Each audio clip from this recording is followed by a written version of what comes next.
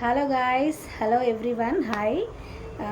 ఎలా ఉన్నారు అందరూ? నేనైతే చాలా చాలా బాగున్నాను.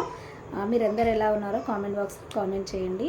నాకు ఇద్దరు కామెంట్ చేశారు, మీరు కొత్తగా ఈ మధ్యలో డెలివరీ అయ్యారు కదా, బేబీని ఎలా హ్యాండిల్ చేస్తున్నారు, మిల్క్ ఎలా ఇస్తున్నారు, ముక్కులో నుంచి పాలు వస్తే ఏం చేస్తున్నారు అనేసి ఒక ఇద్దరైతే కామెంట్ చేశారు.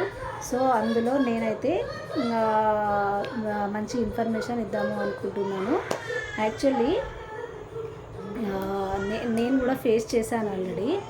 సో ఎలా అంటే, నాకు డెలివరీ అయ్యాక ఒక 10 days 7 days హాస్పిటల్లో ఉన్నాను. 7th day నన్ను డిశ్చార్జ్ చేసేసారు. సో బాగానే ఉన్నాడు అప్పటి వరకు. మిల్క్ బాగా ప్రొడక్షన్ బాగుంది. వచ్చాక 7 days అయిపోయి 15th day ఏంటో నాకు తెలియకుండా నేను పాలు దాపిచ్చేసి బేగులు వచ్చేవరకు కొట్టాను. బేగులు వచ్చేసాయని కింద పడుకోబెట్టా. కింద మెత్త ఏం పెట్టలేదు, హాస్పిటల్లో ఉన్నప్పుడు కూడా ఏం పెట్టలేదు. సో ఒకేసారి ముక్కులో పాలు వచ్చేసి బ్రీతింగ్ అసలు వాడికి అవ్వట్లేదు. ఇట్లా చేస్తుండు. నాకైతే చాలా చాలా భయం వేసింది. నాకు మా మమ్మీ కిందికి వెళ్ళిపోయింది ఏదో కిరాణం షాప్కి అనేసి.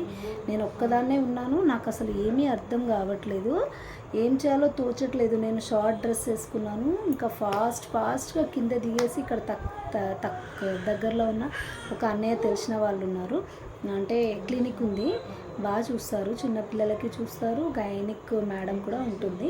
బట్ ఆ టైం 9:30 అరౌండ్ 10 అవుతుంది. నాకు భయం వేసి ఫాస్ట్గా వెళ్తుంటే ఫోన్ చేశాను. అయితే రా అమ్మా, ఏం కాదు, ఒకసారి రా అన్నారు. అయితే వెళ్ళాను. ఆ టైంకి అన్నయ్య మెడికల్ షాప్లో ఉన్నారు.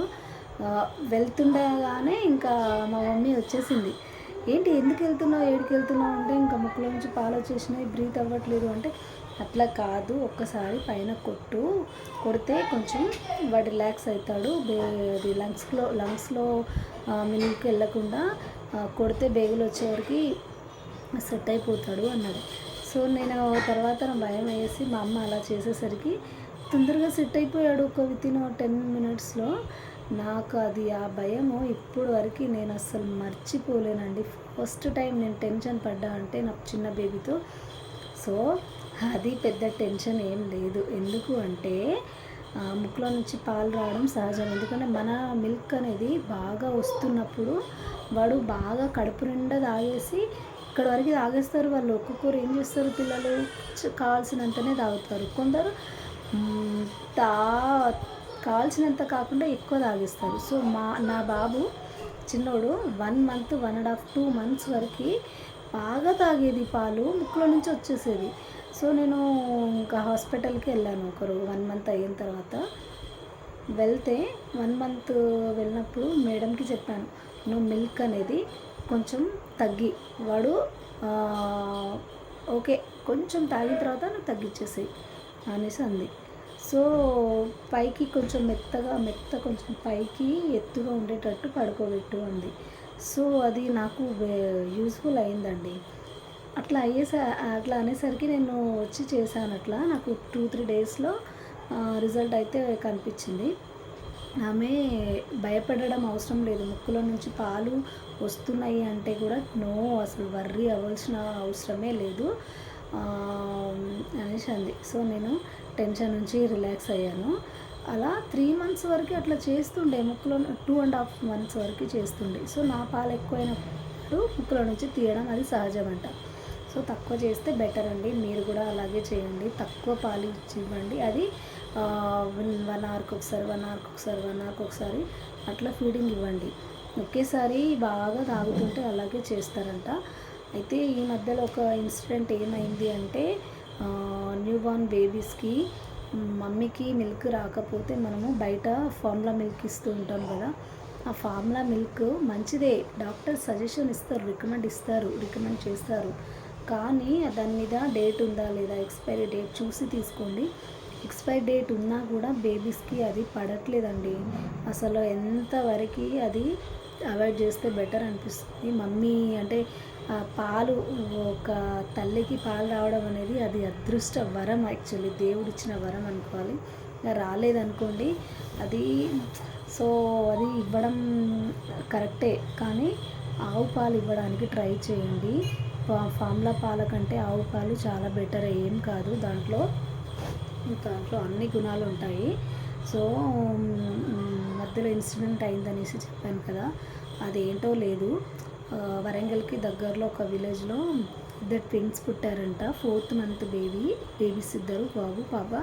సో తను 8కి ఒకసారి, 11కి ఒకసారి, 1 o'clockకి ఒకసారి ఆ ఫార్ములా పాలే ఇచ్చేసిందంట. సో ఇచ్చిన వెంటనే ఒక 1 hourకి వచ్చి చూసిందంట. 1 o'clock అవుతుంది, బేబీస్ ఎలా ఉన్నారని వచ్చి చూడడానికి వస్తే ముక్కులో నుంచి పాలు వచ్చి ఇంకా అసలు విత్ ఇన్ స్పాట్లో ఇద్దరు డెత్ అయిపోయారు బేబీస్.